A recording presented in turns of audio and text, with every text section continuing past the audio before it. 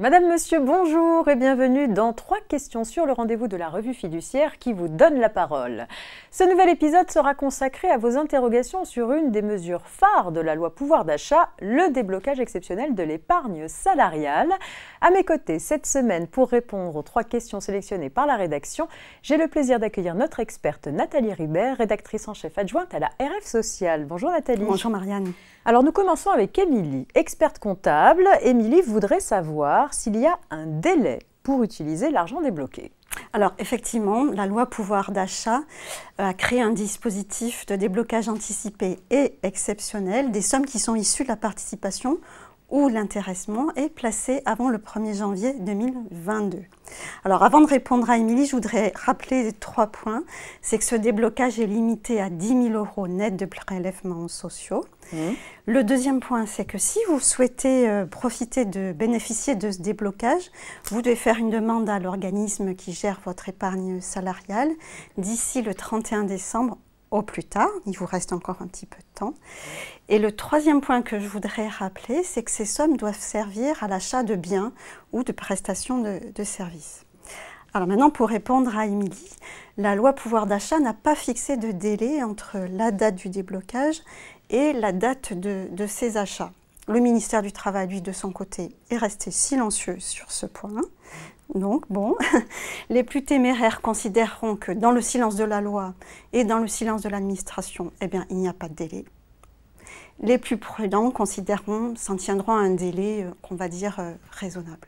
J'imagine qu'il y a un moment où le salarié qui a débloqué son épargne pourra être amené à devoir justifier ses achats. Alors exactement Marianne, donc la personne qui aura bénéficié de ce dispositif devra précieusement garder toutes les factures pour justifier de ses achats de biens ou de prestations de services. C'est recommandé de les conserver pendant au moins 3 ans. Alors pourquoi 3 ans? Parce que c'est le délai de contrôle de l'administration fiscale. De ce point de vue-là, il faut aussi savoir que l'organisme qui gère l'épargne salariale ou l'employeur sont obligés de déclarer les sommes que vous avez débloquées à l'administration fiscale. Donc l'éventualité d'un contrôle, ce n'est pas simplement une vue de l'esprit, c'est une réalité. Merci pour cette importante précision, Exactement, oui. Au tour de Philippe maintenant. Philippe est expert comptable et il demande si les mandataires sociaux peuvent bénéficier de ce déblocage exceptionnel. Alors effectivement, ce sont tous les bénéficiaires de la participation ou de l'intéressement qui peuvent déclencher ce dispositif exceptionnel. Alors bien sûr, on a les salariés et les anciens salariés, mais on a aussi toutes les personnes qui sont listées par l'article L3332-2 du Code du travail, parmi lesquels on retrouve effectivement les chefs d'entreprise, les gérants ou les membres de directoire, etc. D'accord. Philippe demande aussi quel type de prestations de services sont concernées. Alors là, la loi pouvoir d'achat ne nous dit pas non plus. Tout ce qu'elle nous dit, c'est qu'il faut utiliser les sommes débloquées pour acheter des biens ou des prestations de services, mais on ne sait pas lesquelles. Bon. Là, le ministère du Travail, par contre, insiste vraiment très fortement sur le fait que les sommes doivent être utilisées pour acheter des biens ou des prestations de services. Il s'agit de soutenir, on a bien compris, le pouvoir d'achat dans le contexte inflationniste qu'on connaît en ce moment. Il ne s'agit pas de soutenir l'épargne.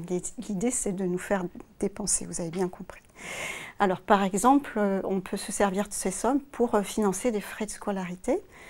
En revanche, on ne peut pas s'en servir pour les placer sur une assurance vie.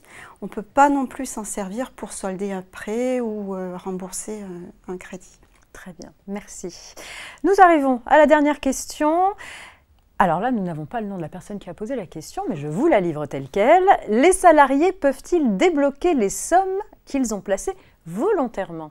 Alors, comme on le dit depuis le début, ce sont les sommes qui sont issues de la participation et de l'intéressement. Par exemple, ça peut être le supplément d'intéressement, de participation ou l'abondement de l'employeur. Par contre, attention, effectivement, certaines sommes ne peuvent pas être débloquées, et notamment les versements volontaires des salariés. Alors attention, il ne faut pas non plus toucher à toutes les sommes qui ont été placées sur des plans d'épargne retraite. Là, c'est intouchable, on ne touche pas à la retraite. À la retraite. Merci beaucoup Nathalie d'être venue apporter votre expertise à nos abonnés. Puis à bientôt. Merci à vous. C'est la fin de ce 3 questions sur Si vous avez d'autres questions, vous pouvez vous reporter à la revue RF Social numéro 233 du mois d'octobre. Elle est déjà en ligne pour les abonnés des sites de la revue fiduciaire. Vous y trouverez un article entièrement dédié au déblocage exceptionnel de l'épargne salariale. Et vous pouvez également consulter l'étude sur la réserve spéciale de participation de votre dictionnaire social. Le groupe Revue Fiduciaire, c'est aussi une chaîne YouTube avec un ensemble de contenus vidéo à votre disposition. Pour ne rien rater de l'actualité juridique, il vous suffit de vous abonner et d'activer la petite cloche des notifications. Je vous donne rendez-vous la semaine prochaine avec une nouvelle thématique qui vous sera révélée dans votre newsletter. N'hésitez pas à poser toutes vos questions à nos experts et expertes. D'ici là, je vous souhaite une très agréable journée.